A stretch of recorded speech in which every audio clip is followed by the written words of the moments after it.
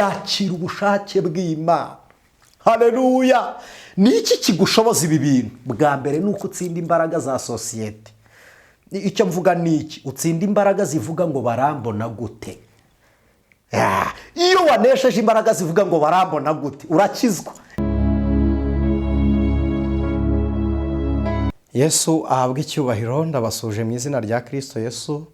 Ni mwene Ev.Anicet NIYOMUGABO. Tuguhaye ikaze mu mwanya w'ijambo ry'Imana nanone kuri IRERA REHOBOTH TV. Yesu abaho umugisha. Uyu mwanya mbere y'uko nsoma Bibiliya ndagira ngo tuganire ku ijambo rivuga ngo NIGUTE UMUKRITSO yabaho amaze kwizera. Reka dusome igitabo cy'umugabo witwa Yobu, gice cya 42 umurongo waho wa 2. Ni ijambo mwese mumenyereye, abantu benshi bakunda gusoma Bibiliya bakunda kurivuga. Kadusome. Haravuze ngo nzi yuko ushobora byose kandi nta kibasha kurogoya imigambi yawe yose. Imana ibaha umugisha muri uyu mwanya w'ijambo ry'Imana. Ndabasengeye n'ingingo Imana kugira ngo imitima yanyu ihuguke, dusangire ibyanditswe byera mudahuze kugira ngo wunguke. Ni gute umukristo yabaho amaze kwizera? Mu yandi magambo, kwizera kwacu ni ryari umuntu yitwa umukristo? Ni igihe abyawe n'Imana kubw'agakiza, kubw'ijambo ry'Imana. Ariko uyu mwanya ashaka kumenya umukristo abaho gute nyuma yo kwizera. Dufatiye rero urugero ku mugabo witwa Yobu wo mu gihugu Bibiliya icyita Usi, niyo Turikiya ya none. Yobu agaragara nkaho yari umutunzi ukomeye cyane, hanyuma aza kubura ibyo yari atunze. Uretse no kubura ibyo yari atunze, abura n'umutekano w'umubiri mu buzima busanzwe. Wakibaza, ese birashoboka ko umuntu yaba ari umukristo akarwara agapfa akicwa n'indwara? Nyose birashoboka ko umuntu yaba ari umukristo agahura n'amakuba n'ibyago? Abantu benshi bazi ko kwakira agakiza umuntu aba ahunze ibigeragezo, cyane ko Imana yizera ibishobora byose. Nibyo, Imana ishobora byose. Ibyo Imana itarakora kuri wowe ntibisobanuye ngo yacitse intege, ntibinasobanuye ngo byarayinaniye, ahubwo niko yabigambiriye. Uyu rero Yobu yahuye n'ubuzima bw'uburwayi, sindi buze gutinda mu buhamya bwe cyane. Arageragezwa. Kugeragezwa kwa Yobu ahura n'ikigeragezo kibi cya mbere cyo mu rugo. Umugore aramwihakana, aramubwira ngo tukimana nurangiza upfe. Uretse no kumbwira ngo tukimana, Yobu ava mu kiryamo cy'umugabo ajya aho bamenaga imyanda ku cyavu, ahari ivu, abariho atora urujyo akajya rwishimisha mu bibembe, agashyira n'ivu muri bya bisebe. Si icyo gusa, hari itsinda yagiraga yasenganaga naryo ry'abagabo bari inshuti ze, bari inshuti z'umuryango, bakaba bari banasangiye kwizera Imana. Abagabo ba Biludadi, ba Zofari, ba Elifazi, aba bose baramubwira ngo murabizi iki gitabo cya Yobu kirimo ibyiciro byinshi. Hari amagambo umugore we yavuze, hari amagambo ya ba Biludadi, aba bagabo batatu bagiye bavuga, sinshaka kubatindaho. Harimo n'ijambo ntakibagirwa kubabwira, abantu bajye bakunda gukoresha bagira ngo ni ijambo ry'Imana. Ntabwo ari Imana yarivuze. Iryo Elifazi yabwiye Yobu, yaramubwiye ngo n'abamarayika ngo b'Imana, Imana ibabonamwe amafuti. Ntabwo ari ijambo ry'Imana, si Imana ibonamwe abamarayika amafuti, ahubwo ni Elifazi washakaga gusebya gukiranuka kw'Imana biri muri Yobu. Rero ntibyateye Yobu gucogora. Icyo nshaka kumenya, nigeze nagira ikibazo cy'uburwayi, si ngombwa kububabwira, ariko ndwara indwara mbi cyane. Mu gihe nari ndwaye njya mu ivuriro riri hano iwacu mu Rwanda wita Faisal, ni ivuriro ryitiriwe umwami Faisal. Mu gihe nari ndiyo, birangora ko narababaraga n'umubiri, ndangije ijwi riransura, ariko ni irya Satani birumvikana, ryari rinsuye kugira ngo rirwanye kwizera kwari kundimo. Ndangije ndavuga nti ni gute ndwara indwara z'abatizera? Hari indwara numvaga abapagani barwara, diyabete, kanseri, kuba wabapararize, kuba ushobora no kugira ikibazo cy'ubumuga runaka, hakagira urugingo rumugara. Numvaga ari by'abatizera. Ko nkora ivugabutumwa ku rwego numva ku rwanjye ruhande mba nakoze. Rero numvaga Imana itabyemera, nkavuga nti ibi byanze bikunze biraturuka kuri Satani. Nk'abizera bakunda guhura n'icyo kintu bakagira ngo ibintu byose bibariho ntabwo biri ngombwa, ariko hari n'ikiza kugira ngo kwihangana kwacu kugeragezwe, niturangiza tugaragaze kwihangana, kandi hari n'ibiza bikabigare bidakuyeho agakiza. Mu gihe uri umwizera wabigenza gute ugeze muri ibyo bibazo? Nibyo ngira ngo tuganireho. Nagiye gusoma Bibiliya, nsomye mpura n'ijambo rya Elisa. Murabizi ko yapfuye kuko arwaye. Nasomye Bibiliya, nsoma ijambo rivuga ngo Elisa umugaragu w'Imana ararwara arapfa. Navuze na Elisa yishwe n'indwara, navuga nti Imana imbabarire ko numvaga ibyo atari ibyacu. Mu yandi magambo byantwaye kure, bituma niheba. Ntaje navuga ni gute aba badayimoni babonye umwanya wo kungeraho. Kumbi sibo kwizera ntibituma ingaruka z'umubiri zitaza. Cyokora ushobora kwizera zikavaho zihari, ariko ushobora no kwizera Imana ikazikurinda, ariko ushobora no kwizera bikakugeraho. Ni gute witwara ubigezemo? Hari ikintu singira ngo ngende mbabwira ngo turakigarukaho, ahubwo ndagira ngo nkubwire bwa mbere. Iyo umubiri ukurya wizera urwaye ukakugaruka, ushobora gucika ukuguru uri umukristo, ushobora gutakaza urugingo rw'ukuboko uri umukristo, ushobora kuba pararize, ushobora kugira igikomere runaka kirenze cy'indengakamere ku mubiri kandi uri umukristo. Bwa mbere menya ko umubiri uri iwabo, kabiri menya ko umubiri uzabora, gatatu ubwo wizera menya ko utagira n'isano nawo, uzakurwa mu mubiri kubwo gupfa kwawo. Ibyo ukimara kubibona, menya ko umubiri wageze mu ntangiriro zo kwangirika kwawo, ntibitume utakaza ubugingo. Reka mbahe agatekerezo gato k'umugabo yari umushumba w'inka, akaba n'umuhinzi. Yari afite imirima ahinga, aza kugera igihe imirima barayimunyaga, asigarana umurima umwe. Abashumba baza kumwoneshereza. Yabaye ahantu hamwe si ngombwa kuza gutanga urugero mvuga hariho, ko ndashaka kuvuga nibura iyi mfashanyigisho yamuturutseho.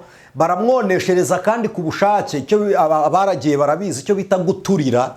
Baturira amatungo mu byo yari yejeje. Barangije baramuhamagara, baramuga ngo umurima bawe bawonesheje. Abageze imbere, ahageza arababara mu by'ukuri ko umwero w'imyaka wari ushize kandi yahinze. Arababara cyane. Barangije baramuga ati bigende bite, tubakubite? Abona inzira biri gucamo baca urubanza nimbi, niyo gukiranirwa. Arangije aravuga ngo ukumundeba ngira imirimo ibiri. Aravuga ngo mfite uyu murima nahinze kubw'amaboko yanjye, ariko mfite n'undi murima nzasaruramo imbuto z'agakiza. Aravuga ngo banyoneshereje uyu nguyu, ariko wowe wundi nta muntu ufite uruhare rwo kuwonesha, ni njyewe. Aravuga ngo muragira ngo mpombe imyaka yo muri uyu bonesheje, n'usigaye nawo nkoneshe? Aravuga ngo ku bwa Kristo niba Imana yashimye ko biba, bahaye imbabazi, yanga konesha umurima w'ubugingo.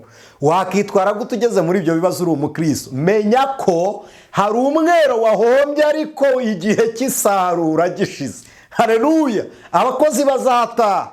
Menya ko hari umushahara bakwambuye, ariko hari amakamba Imana izahemba abantu bihanganye. Menya ko nshuti y'umusaraba, muri kampani ufite abakozi bakwiba, ariko se nibakwiba n'ubugingo bushyire ku isoko babujyane. Irinde kugira ngo ube umukristo witwararika tugere ku kigero cy'igihagararo cya Kristo. Muribuke insanganyamatsiko yacu, dufite intego yo kudisciplininga abantu. Ikiganiro ni discipleship, ariko kandi singira ngo tubitindeho ibyo gusa, kuko iyo umwuka azanye ikintu nicyo tuganira. Icyo nshaka kugira ngo umenye ni iki: waba umuntu ugeze ku gihagararo cya Kristo gute? Mfite madamu, dufitanye n'abana turabyaye. Nigeze najya kwigisha mu gihugu cya Kenya, mvayo naniwe nshonje, nari nakoze urugendo rurerure birumvikana. Ngeze mu rugo nsanga nta mafunguro ahari, ariko kuvuga ko nasanze atarahari nuko ngewe ntarinze aho abitse. Mpageze nsanga madamu ari kuganira n'abandi babyeyi, yari yasuwe n'abana b'urungano bari bariganye. Mpageze ndabasuhuza, madamu anyakira agasakoshi nari mfite, angeza mu cyumba. Ndangije namaza nti hari amafunguro ahari? Arambwira ngo ntayo. Kamere yanjye ihita ikomangwaho. Ndamwira ni kubera iki udatekereza ko ngomba kurya? abivuga nseka cyane, araseka arambwira ngo ariko wari uri kurya ibiryo by'umwuka ibi by'umubiri niyo wabibura se wabuhombye iki? Noneho kamere yanjye ntihasi ikingurira kugira ngo nsigarane iby'umwuka, yanyigishije ko n'ibyo by'umwuka nabitakaza. Ndababara cyane ariko ndifata kugira ngo ba bantu batabibona. Mu yandi magambo ikimvuga mu nyumve, icyatumye nirinda kumubwira nabi, ni kumukubita byose nari kubikora, ariko icyatumye nirinda kumubwira nabi ko ari kugira ngo abantu batabyumva. Ariko mu yandi magambo mu buryo bw'umwuka nasoje kubivuga kare. Arangije ategura amazi, arambwira ngo banza ujye muri dushe. Ibiryo byari bihari, njya muri dushe, nkora dushe, ngarutse nsanga yasashe ikindi cyumba, asasa mu cyumba cy'abashyitsi. Ansoje guhindura imyambaro, arambwira ati rero ngwino nkwereka ahantu uryama uruhuke.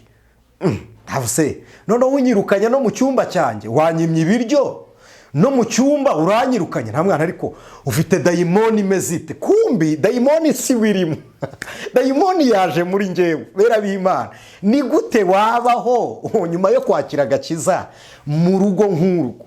Ntabwo rwari rubi mu by'ukuri. Ndaje kurikirana wumve. Ngera ubwo ndababara, ninjira mu cyumba cy'abashyitsi, mpita nshyira nk'urufunguzo, na mwana agasuzuguro gakuye. Can you imagine kugusasira mu kindi cyumba uri nyir'urugo? Arangije ambwira ijambo rikomeye, arambwira ngo umva kandi witonde. Ndavuga nti karabaye nitonde nti none. Arambwira ngo umugabo wanjye ajya kuva hano yaragiye mu ivugabutumwa. Ndambwira nti none. Arambwira ngo agenda twamuhaye intashyo ngo azasuhuza abera. Ibyo nari mbizi nyine. Arangije aravuga ngo ikindi cya kabiri, ariyo yaransuhuje kuri telefone, umugabo wanjye ariyo yaransuhuje kuri telefone, ampa n'abandi n'abashumba ko naramusuhuje, muha n'abashumba baramusuhuza, amenya amakuru yo mu rugo. Arambwira ngo umugabo wanjye yambazaga kuri telefone amakuru ya hano mu rugo. Ndambwira nti none. Arambwira ngo icya kabiri, iyo aje rero avuye mu ivugabutumwa atuzanira intashyo kabiri, aza atari muri kamera ababaye, aravuga ngo wowe ndeba nturi umugabo wanjye, uri umushyitsi, wansuye, ntabwo uri nyir'urugo. Nyir'urugo si uko yitwara. Buryamye hano ntakuryamisha mu cyumba cya nyir'urugo, yazaza akazasanga uburiri wawe ujyanye, ngo kuko wadusuye ntusanzwe umeze gutyo muri uru rugo. Koko ntekereje nsanga kamere mfite n'inshyitsi, nsanga n'inshyitsi pe.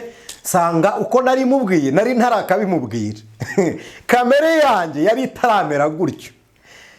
Ndatsindwa ndacogora. Arambwira ngo burya n'ibiryo birahari, nuko wabanje ibiryo mbere yo kutubaza amakuru. Sanga nabanje ibiryo ntarababaza andi makuru. Nsaba Imana imbabazi, nabo mbasaba imbabazi. Rero nashakaga kukubwira iki?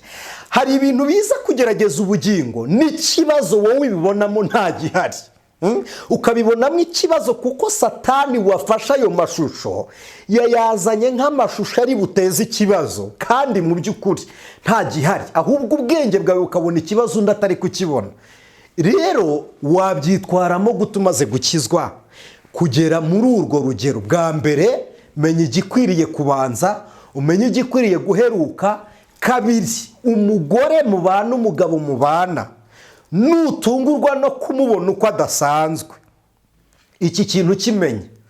Numubona muri kamere mbi, menya ko Satani yaguteye anyuze muri iyo shusho ureba nk'iya madamu. Menya ko Satani yaguteye anyuze muri iyo shusho ureba nk'iy'umugabo. Hita wirukira gufata inkota y'Uwiteka ivuga ngo nunesheje icyiza ikibi nibwo uzatsinda. Niba babaye nezerwa, niba aje muri kamere mbi, mwereka agakiza uce bugufi. Nta kosa rihana umugabo waciye bugufi, sinagasuzuguro, nta nubwo ari ukuba inganzwa. Niba ari ikintu kiryoha, ni ukuba uri umunyembaraga ugacira bugufi abanyantege nkeya. Niba ari ikintu kiryoha, ni ukuba uri umukoresha ugaca bugufi imbere y'umukozi. Niba ari ikintu kiryoha, ni ukubaha umuntu adafite wowe umureba n'amaso ukabona nta kigutera kumwubaha. Uzi ikintu uba ukoze, uba wubashye Imana yamuremye mu ishusho yayo. Mu yandi magambo, igihe cy'agakiza kiba kiri gukora muri wowe. Ibi ndabivuga nshize amanga. Iyo wubashye umuntu kubw'icyubahiro afite, ntabwo bitewe n'agakiza. Icyubahiro cye kiragukoresheje, kigukoresha iby'icyubahiro. Ariko iyo wubashye umuntu nta n'icyubahiro agira, ukoresheje icya Kristo kiri muri wowe. Wubashye n'abatagifite, bariye ku mbuto yo guca bugufi y'agakiza ituye mu bizera. Rero wabigenza gute nk'umukristo? Yesu ashimwe. Bera b'Imana, uyu munsi dufite ibintu byinshi bigenda birwanya ubutumwa bwa Kristo, bigenda birwanya ubutumwa bwa Kristo biri muri twebwe, wowe ukagira ngo ni wowe birwanya. Ndagira ngo nkubwire ko Satani se arakwanga mupfiki. Umubiri wambaye uzapfa, umubiri wambaye urarwara. Ndagira ngo nkubwire mu bintu byose wowe wiringira, ndagira ngo nkubwire ko Satani ntiyaza kurwanya uwo mubiri wawe, arwanya ubugingo buzimuka, kuko umubiri uzabora usigari wawe. Bwa mbere ahangaha Yobu yamaze kumenya ko intambara arwana ntabwo iri mu rugo iwe. Intambara arwana ntiri kwa Elifazi inshuti ze. Intambara arwana, muzi ikintu gitangaje, aba bagabo bafashe iminsi 7 yo gusengera Yobu. Baravuga ngo reka tubaze Imana ko nta cyaha wakoze. Hari igihe ugera mu kigeragezo abantu bakabona ni icyaha. Hari igihe hari ingaruka y'isi, mwemere mudashidikanya ko hari ibibazo muzahura nabyo kubera ko mutuye mu isi. Mwabyanga mwabyemera, hari intambara muzahura nazo kuko mutuye mu isi. Mwabyanga mwabyemera, hari urugamba uzarwana narwo kuko uri umukobwa, hari urwo uzarwana narwo kuko uri umusore, hari urwo uzarwana narwo kuko uri umugabo. Nta ntera nta kigutera, uterwa n'ibitero birwanya intera wagezemo. Ubwo ufite icyuri cyo rero, hari n'ibirikiri cyo bizarwanya icyuri cyo. Ukiri mu isi, emera ko intambara zizaza. Umuntu witeguye intambara niwe witoza kuzarwana mu gihe zaje, kuko igihe cy'intambara gitegurwa mu mahoro, n'igihe cy'amahoro gitegurirwa mu ntambara. Rero mu gihe ubona nta kintu kiri kukurwanya, tegura kurwana, ariko gufata intwaro yo kwihangana. Wowe nubona hari umuntu ukubangamiye mu nzira, wabigenza gute uri umukristo? Menya ko ari kwihuta, uzirebereho. Mu gihe uri kwihuta hari ibyo wangiza, ntabwo ubizi ariko birahari. Mu gihe ushaka kugira ibyo ushyira ku murongo biri personnel kuri wowe, hari ibyo abandi wangiza. Mu gihe abandi nabo bangije ibyawe, menya ko bari kurwana bashaka gukiza inaringe yabo. Rero numenya ko bari kwirwanaho, wowe wibafata nabi, hita ubona ishusho yawe mu gihe nawe uri gukora ibyawe. Nurangiza uvuge ngo babikora bati, wayimushaka ku isi berera imbuto kandi ari mwe bihingwa by'imbuto nzima isi igomba kurya. Kubera icyo ushaka ngo abantu batizera bakwerera imbuto? Turi mu gihe isi itaye umuco, munyihanganire. Hari abantu bavuka ntibamenye umuco w'igihugu cyabo, hari n'abajya mu gihugu cy'abandi ntibamenye umuco w'igihugu cy'abandi. Kabiri, iyo umuntu yataye umuco hakurikira icya kabiri, guta ubumuntu, ahita atakaza ubumuntu.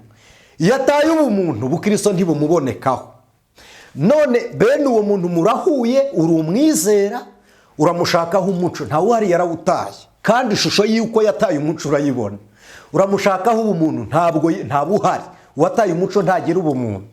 None umuntu udafite umuco ntagira ubumuntu, uramushakaho imbuto z'agakiza gute? Ntitumenya ko Satani yambaye iyo shusho kugira ngo agerageze kwizera kuri muri wowe. Ubwo yanyuze aho ngaho, ihutire gukorera muri Kristo Yesu wererewe mu ndimbuto, ntimuri butahane, ntimubana. Iyo umuntu agututse agashira isoni akakwita inyamaswa runaka, hari abakunda gutukana bafata inyamaswa bakaguhindura inyamaswa, akakwita imbwa, ntabwo uri buhite ubayo. Egari ko imboneye y'amaso irakubona nk'imbwa nyine. Umuntu areba bingana nuko atekereza, kandi umuntu asobanukirwa bingana nuko asobanutse. Rero wowe urashaka ngo umuntu akorere mu bitekerezo byawe, menye ibyo wiyiziho? Ntabwo bishoboka. Icyo ugomba gukora ni kimwe, menya ngo wowe uriyizi, abandi ntibakuzi. Niba Kristo bataramumenye, barakumenya warakoze iki? Ni ngombwa ngo bakwemere se? Hujya kuba umukristo ntibisobanuye kwemerwa. Kugira ngo umukristo agaragaze Yesu, nuko bagusuzugura, nta mpamvu yo kugusuzugura yaba inahari, ukaba ukihangana, kuko turabizi neza ko mu isi nta cyubahiro cy'abakristo gihari kitarangira. Icyubahiro cy'abizera kiri mu ijuru. Wubahwa none iby'isi ni gatebe gatoki. Abize fizike murabizi, ikigeze hejuru mu gasongero kiriya piramide badushushanyiriza kiragaruka kikikubita hasi. Murabizi abize imibare, iyo wandika 0 uhera ku kadomo, 0 yuzura ari uko ugarutse kuri ka kadomo. N'isi niko imera. Hari igihe uhera heza ukazasoreza habi, hari igihe uhera habi ugasoreza heza. Iby'umubiri nuko byubatse. Ndagukangurira kumenya uwo uriwe mu isi. waje kwambara umwambaro w'intambara. Iki kibiri ni umwambaro w'intambara. Izo zose menya ko ari intambara. Ndigeze najya kwigisha ahantu hamwe, ntabwo bari bantumiye kandi si icyaha, n'ubu ndabikora nkumva shaka gusenga nkajya ahantu. Ngezeyo umuhanuzi aravangirwa, aravuga ngo nuzuye abadayimoni, naje kuroga iteraniro. Nje kurwangira ruhande ntabwo nahise mbabara nk'umuntu wuzuye abadayimoni, ntabwo nari mfite, nari mbizi. Ntabwo biri ngombwa ngo abantu bakubone ukuri. None se ni Imana se bazi byose, bareba byose? Oya, arandeba. Iteraniro hafi ryose ryasoje batunga ibiganza mu nguni nari nicayemo bavuga ngo mwirukana abazimu. Uzi impamvu bari bavuze ngo nuzuye abadayimoni? Nuko nari nambaye nabi, nari nshonje, mfite inzara, sinari mfite aho kuba, nararaga hanze. Kabiri, nari nambaye imyenda mibi. Arebye mu myambaro nambaye yibonamo Satani. Ntabwo Satani yari mu myambaro, yari muri mayindi ye, kuko murabizi amaso ntabwo areba, prita amaso ntabona. Amaso arareba ariko habona ubwonko. Ubwonko bwe bwabonye ibihabanye n'iby'amaso areba. Abona abadayimoni mu myambaro yanjye kandi amaso yareba imyenda. Arangije aravuga ngo ndabonye. Rero si igitangaza ko abantu bakubona uko batekereza. Nta nubwo ari ngombwa ngo abantu bakubone ukuri, ahubwo ni ngombwa ngo wowe ubiyereke ukuri. Niba kurwanya ukajya kurwana nabo, uraba ubiyeretse uko bashaka kukumenya. Ariko nurwana nabo ubereke ukuri, ca bugufi, kuko niko agakiza ka Kristo kadutegeka. Imana ishimwe. Niba ushaka kuburana urubanza ngo urutsinde, hagarara mu mwanya w'ukuri kandi uvuga ibintu bitunganye. Imana ihabwe icyubahiro. Uzi ikintu Yobu yakoresheje kugira ngo aneshe? Bwa mbere yari ihanganye. Yahise asetinga mu mitekerereze yo kwihangana. Hari umuntu wavuze ngo kwihangana ni ukubura ukugira. Oya, kwihangana ni ukwakira ububabare ukabufata nk'ubudahari. Kwihangana ni ukureba umubiri wawe uri kubabara ukabona ubuzima bushya tuzambikwa na Kristo kubwo kwizera. Warangiza ukavuga ngo reka umubiri ugumane akababaro kawe. Niyo mpamvu umuntu ukennye ariko ufite isezerano ry'Imana, niyo mpamvu akomera agahamya ibizaba, kandi uyu munsi adafite ishusho y'ibyo twamureberaho ngo duhamye, ariko kuko afite kwizera arihangana. Rero nawe ihangana. Imana ishimwe. Yobu yarabanje arihangana. Kabiri, yakira ko ibiri kugenda yabuze. Yavutse ntabyo azanye. Yabwiye umugore ijambo rikomeye. Yaramubwiye ngo navuye mu nda ya mama nambaye ubusa, nzasubira no mu nda y'isi ntacyo njyanye. Imana ishimwe. Amubwira amagambo meza nkunda. Aramubwira ngo mbese niba imitima yacu ibangukira kwakira ibyiza bivuye mu kiganza cy'Imana, kubera iki bibi bivuye mu kiganza cyayo byo tutabyakira? Yakira ubushake bw'Imana. Haleluya. Ni iki kigushoboza ibi bintu? Bwa mbere ni uko utsinda imbaraga za sosiyete. Icyo mvuga ni iki? Utsinda imbaraga zivuga ngo barambona gute. Iyo wanesheje imbaraga zivuga ngo barambona gute, urakizwa. Urambara, si ngombwa ngo abantu bakurebe. Ni nabwo ukora ibyawe ugakora ari wowe. Kuko iyo ukoze kugira ngo bandebereho, wigana abandi, kandi ingendo y'undi iravuna. Ndagira ngo iki kintu nkikubwire mpamanyije n'umwuka n'ubwenge bw'Imana bundimo. Iyo ukora wigana abandi, wowe wanyawe uba warapfuye.